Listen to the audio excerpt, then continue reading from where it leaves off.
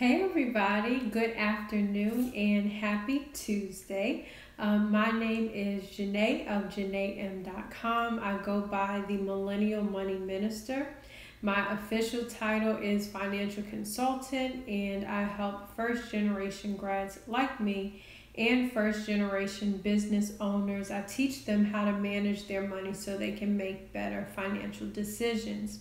And so this month is National Home Ownership Month, and I created a course to help people prepare for home ownership. So I'll be speaking on different topics related to home ownership to help you with preparing for that process. So today we're talking about what can you afford to buy a home for.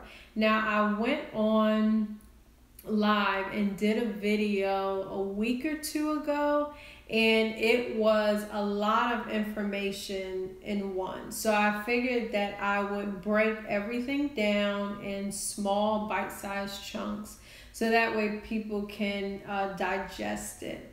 And as you're coming in, let me know who you are and where you're joining from so I can greet you properly. And so if I do say something that if you do end up learning something, or if you know somebody who is interested in purchasing a home, you can tag them in the comments. I would appreciate it if you shared it, so that way if there, again, are people who are in the process of buying a home and you may not know that they are, just by them seeing this video on your timeline, they'll be able to get the information that they need. So I shared a bit about my story yesterday. So basically, I live in Virginia. I'm originally from New York. My family, back in 2006, we were forced to sell our home to avoid foreclosure, and we had to rent for several years. And you know, my mom and my dad right now are both renting, and I'll talk about that when we get into today's topic, but they're currently renting. When growing up, all we did was own homes. We actually own two. And so the information that I'm sharing today is to help you avoid being in a scenario where, because you don't make the right decisions up front, you have to live out the consequences for several years. We moved to Virginia in 2006. It's now 2018, so that's 12 years. And you know, neither one of my parents have been able to put themselves in a position where they're able to buy a home. Now, thankfully, you know, I was able to buy a home, and that's because I went through a series of steps to position me to be able to do so. It took me about 7 years from the time I decided I wanted to own a home and the time that I actually bought my home. And it was a series of decisions that I had to make in order to get here. And so I'll be sharing a piece of information today to help you if you are, especially if you haven't owned a home before in your life. This is how basically you can get on the right foot, so that way you can make this first decision your last if you so choose. But everyone should have the option to move. They should not be forced to move or relocate because of circumstances. And so that's what I want to help with today. All right, so today we're talking about what can you afford to buy a home for. Now, this is all about when you go to look for a home, what range should you be looking in? A lot of people don't know this. And so I was having a conversation today with a loan officer, and she was talking about how when people come to her, if I was asking her, you know, where do the banks send people if they're unable to give them a loan right then and there? And so her response was that she has to turn them away, and they have nowhere to go. And in some cases, when she doesn't have to turn them away, she can actually work with them and give them advice on what to do. But it's still their responsibility to do what needs to be done so that way they can get that loan and that type of financing. And so she was saying how it takes time away from her being able to write mortgages and loans for people because of the fact that she's spending this time with them. And then sometimes she'll follow up with people and they don't answer her phone calls. They don't return her phone calls. They want to get in the house right now. So sometimes they end up dropping off and falling off out of contact with her. And they end up finding somebody who can give them a loan, but it may not be the best thing for them, but it does what they want it to do, which is get them a house. Hey! And so she was saying how, if they go out and find somebody that can give them financing, even though they're not in the best position to do it, it creates, a mess, because if they're unable to afford, paying high interest rates, it'll catch up with them later on. And so that's why it's important, before you even start to commit to looking at different houses, it's good to dream. Like, I'm a dreamer. So it's good to dream, but at the same time, you don't want to put yourself in a situation where you want a mansion and you look at mansions because you like to dream, but your salary or the money that you make can't support actually buying the mansion. So I'm all for dreaming and looking at nice things, but if you know that you seriously want to buy a home, but all you're looking at is mansions, eventually you need to pivot and actually look at what you can actually pay for. So I'm all for dreaming, and you can find a lot of the amenities that you find in these mansions in, everyday homes, especially if you get them custom made and created from the ground up. You can literally pick your options. So what I'm saying is, you want to make sure that you don't put yourself in a situation where you're pricing yourself out of what you can actually afford to live in. So when you are starting the process to search for a home, it's good to know what you want. It's good to know what you want. Yes, you're going to see a lot of houses that catch your eye, but it doesn't necessarily mean that that's that right house for you. And you can always grow and expand, like you hear about the term starter home.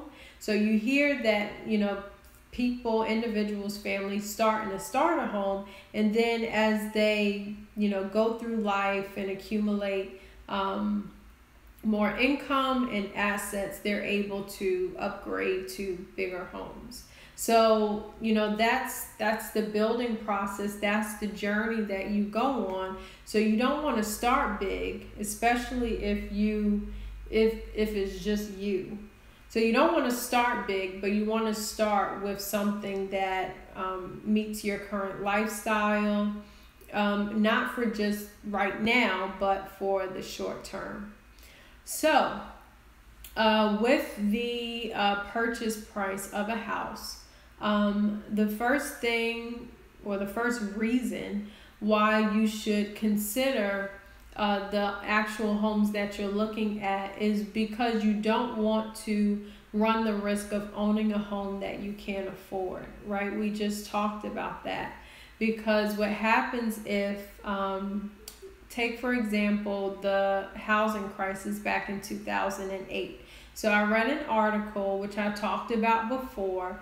It was written by Fannie Mae, and it was citing the fact that there's the wealth gap between Caucasians and African Americans. For African Americans, they're in the 6-figure range, whereas with Caucasians, they're in the 7-figure range. And that was all a result of the housing crisis back in 2008. It's hard for people to recover from that. And so it has literally pushed them back, income and assets wise, net worth, in their net worth, which has caused the gap to widen. And so that housing crisis came from people entering into mortgage loans that they could not afford. So again, just like I shared about my parents, us having to sell our home back in 2006, it's now 2018, 12 years later. Neither one of them have been able to rebound and recover from that just yet to be able to purchase a home. My mom, she's doing all the things that she's supposed to be doing. And I've been staying on top of her, and she is forecasting to be able to purchase a home in the next 2 to 3 years. So, and she'll be completely debt free. Praise God. So it might take a while. Again, 2 to 3 years, that'll put her at 14 to 15 years after the issue happened with my family where we had to relocate before she can purchase a home again. So it would make more sense for you to spend an extra 2 to 3 years paying your debt off and putting yourself in a situation where you have money saved so you can buy a house. And that 2 to 3 years compared to 15 years of rebuilding, you see why it's a sound investment, it's a worthy investment, and it's a beneficial time commitment. The second thing is it's hard to come back from loss, and we just talked about that. And lastly, an affordable home means that you have more money available to do more things. So I use my mom as an example. She's in her mid to late 50s. She's in her mid to late 50s. And so we're having conversations about, long term, what her care is going to look like. So my grandmother, she lived to the age of 93. And so I know that my mom is going to have a longer lifespan. Well, I'm honest, and I'm not a caregiver. My mom was a caregiver for my grandmother, God bless her, but that is not my ministry.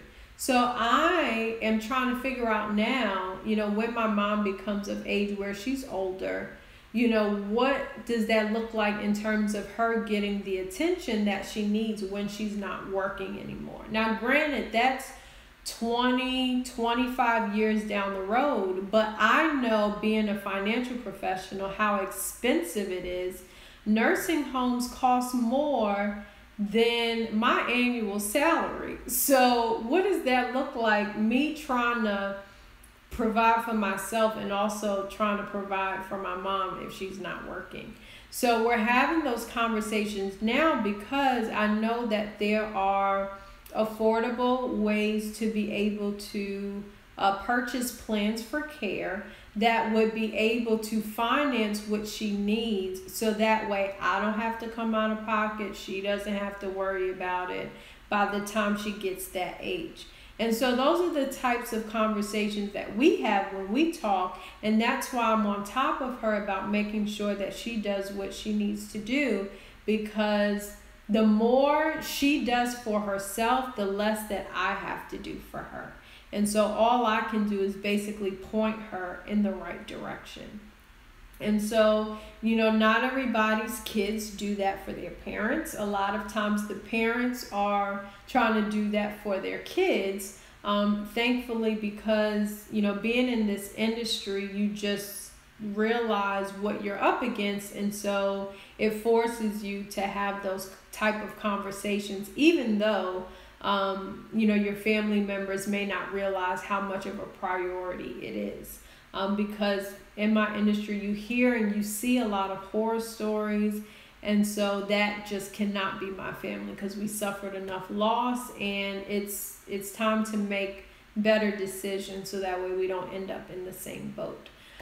So if there are any questions in terms of buying a house and the purchase price, we are going to wrap up. I'm going to give you the formula to calculate what price range you should be looking at, so that way you can do that math and figure it out. So the formula to figure out what range you should be looking at in terms of house, you want to take 3 times your gross annual income. You want to take 3 times your gross annual income. If you are a business owner, you want to take your salary, your annual salary times 3. Did I say that right? Yeah, your annual salary times 3. That's the max. That's the max. So if you make $50,000 a year, you shouldn't be looking at a house that's over $150,000. Now, if you want to look for inspiration for different amenities that you would like to be included in your home, have fun. But if you are looking at a townhouse that's $180,000, you are going to run the risk of tying up a lot of your check to pay your mortgage and whatever fees are associated with that mortgage, which I talked about yesterday.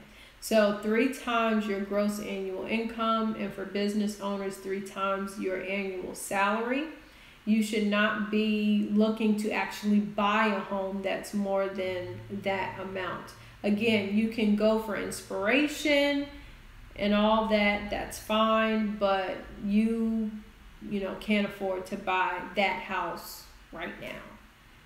Right now. It doesn't mean you can't upgrade later, but right now that's not where you are. That's not where you are.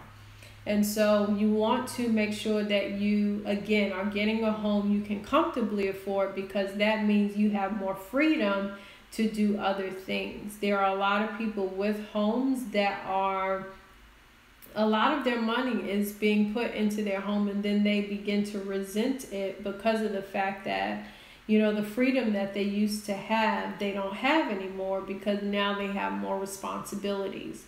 And so 15, 30 years, if you decide to stay in your house the whole time, that's a commitment. That's more than some people are married for. That's more years than some people are married. So it's a commitment. So it's worth it to take, an additional 2 to 3 years to make sure you really have your foundation right before you make that decision and that commitment. So if you have any questions, put them in the comments. I'd be happy to answer them. If you have not shared this video, I would greatly appreciate it if you did share it. If you know somebody who has not owned a home but wants to own a home, you can tag them in the comments, so that way they can get this information. So that way when they go to do their search process or their shopping process, or even if they're researching online, because I did that for 2 years before I actually bought a home. I looked, I shopped online, and I also worked with a realtor to look at different listings online. So that way they are looking within their affordable range. Thank you so much for sharing. So that way they're looking in an affordable range. So that way they're making their first decision the last decision, if they so choose. So again, if you have questions, put them in the comments. I'll be happy to answer them. And this and more information about how to prepare for home ownership, I document in my course called The Blueprint: Buying a Home and Building Wealth with Real Estate. Thank you so much for sharing. And basically it teaches you how to prepare financially for home ownership. So by the end of the course, you'll know whether or not you're ready and whether now is the right time. And if so, it tells you about all the documentation that you need. It helps you get your budget in order. It guides you through how to pay down your debt, so that way your debt to income ratio is where it needs to be. And even after you buy your home, it walks you through how to be able to pay your home off within the 15 and 30 years. So more information about that, I did include the link in this video, so you can check that out and enroll there. So for those of you catching this on the replay, you can put your questions in the comments. Again, I'd be happy to answer them. And for the month of June, which is National Home Ownership Month, I'll be sharing information on different topics related to home ownership, because I feel like the video that I did a week or so ago, it was a whole lot of information, and people's attention spans are just like that long nowadays, and so I did not want to overwhelm people with information, but basically give, little bite-sized pieces that you can digest and meditate on and think on and work through, so that way you can start making the right steps. So the theme for this week is, what can you afford?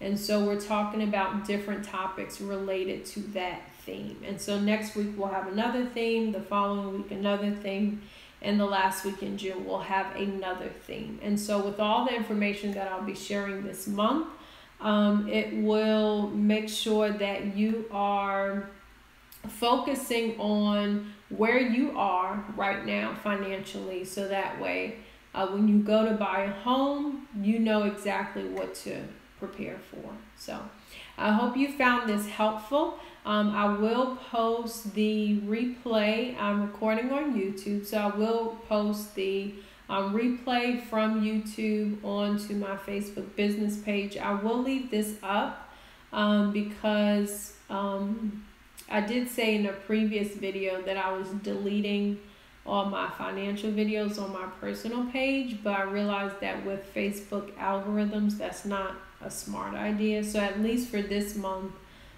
with this topic, I'm gonna leave these up specifically because I want people to be able to find it. And I realize that not everybody has connected with my Facebook business page. If you haven't, go like the page so that way you don't miss any updates.